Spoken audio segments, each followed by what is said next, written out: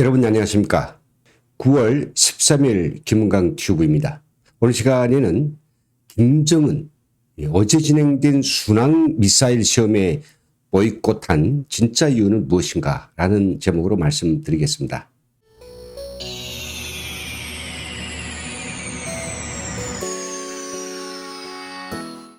오늘 새벽부터 나만이 언론들이 일제히 도배한 뉴스가 있는데 그것이 바로 북한이 주말 동안 1500km급의 순항미사일 시험에 성공했다라는 뉴스였습니다. 부제로는 말이죠.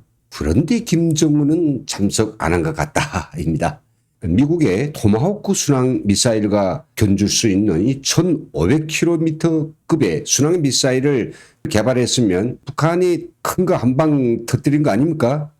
그렇다면 당연히 나대기를 좋아하는 김정은 이 카메라를 예면했을 리 없겠는데 왜 그가 빠졌을까요? 진짜 궁금합니다.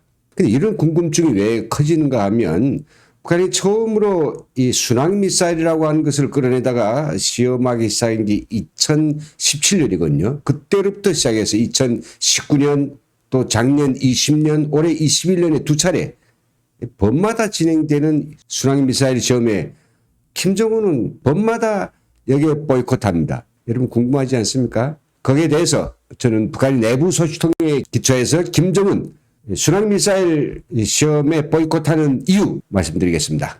첫째는요. 전략적 실익이 없기 때문입니다.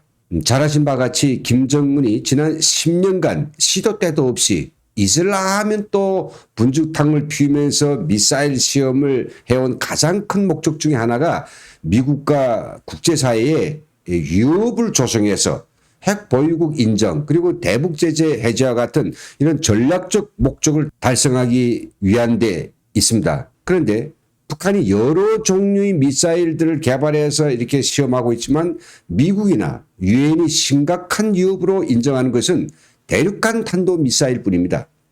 북한은 장거리 미사일 외에도 북한판의 이스칸테르 미사일이라든지 에이테깁스 미사일, 잠수함 발사 SLBM 등 북극성, 금성 이 계류의 각종 전술 미사일들을 개발하거나 또 개량 중에 있는 것으로 알고 있습니다. 특히 지난 주말에 시험한 이 순항 미사일은 지금까지 4차례 이상을 계속해서 발사 시험을 해오고 있는데요.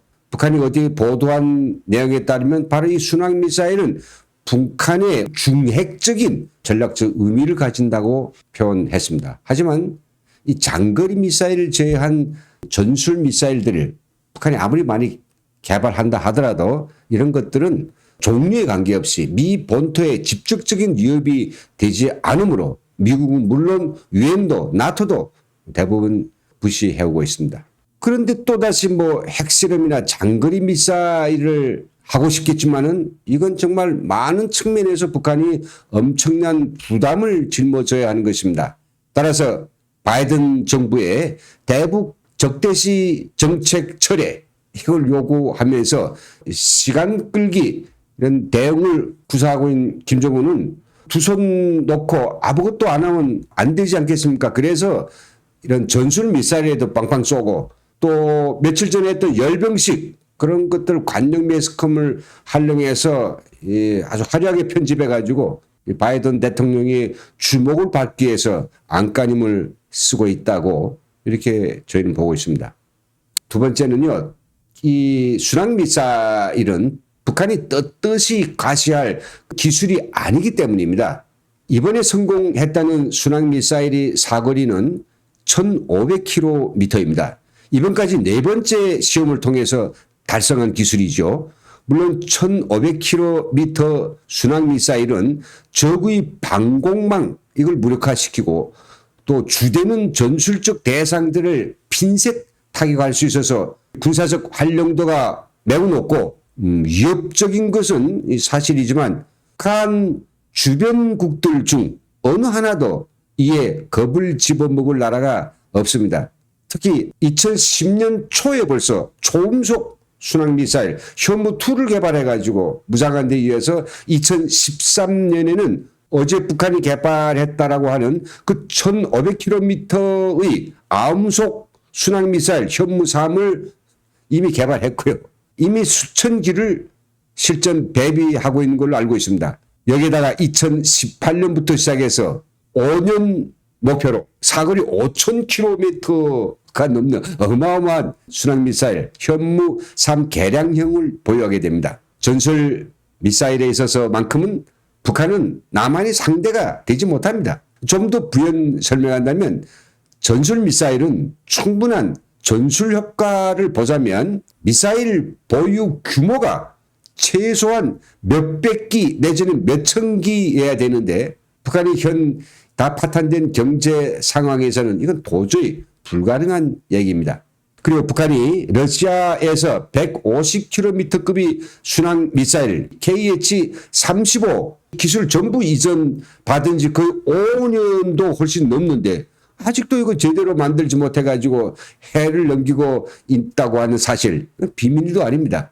그래서 이제 김정은은 다른 미사일들은 다 보아주어도 순항 미사일 시험장에 가는 것은 굉장히 시큰둥해 하는 것 같습니다. 예, 김정은 입장에서는 어딘가 쪽팔릴 것이라고 보여집니다.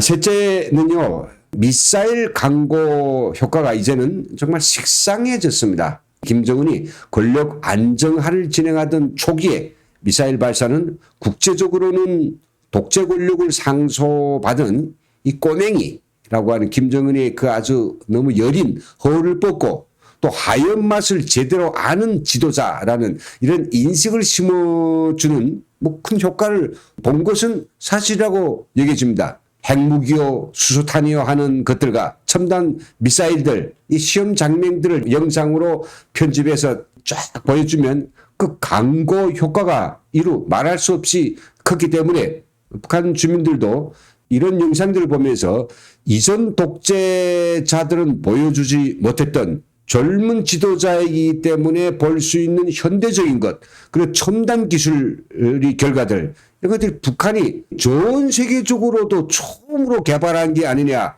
이런 착각을 가지게 되면 또 그런 것들 다 김정은이 아주 똑똑해서 나온 결실처럼 이렇게 우상화를 하게 되는 큰 효과를 김정은은 톡톡히 맛보았죠. 그것도 초기에나 그렇죠.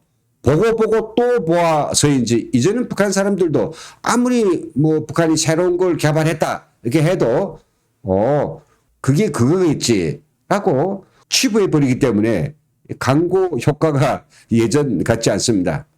결론적으로 미사일 발사라든지 이런 뭐 대량 살상 무기 개발과 그 과실을 통해서는 자신에 대한 어떤 우상화나 뭐 국제사회 압박과 같은 뭐 필요한 광고 효과를 더 이상 볼 수 없는 그런 시대가 되었다는 이런 사실을 김정은은 물론 북한 주민들과 저희들에게도 이제 분명해진 사실이다. 이렇게 말씀드릴 수 있을 것 같습니다. 오늘 말씀 여기서 줄이겠습니다. 함께해 주신 여러분 대단히 감사합니다.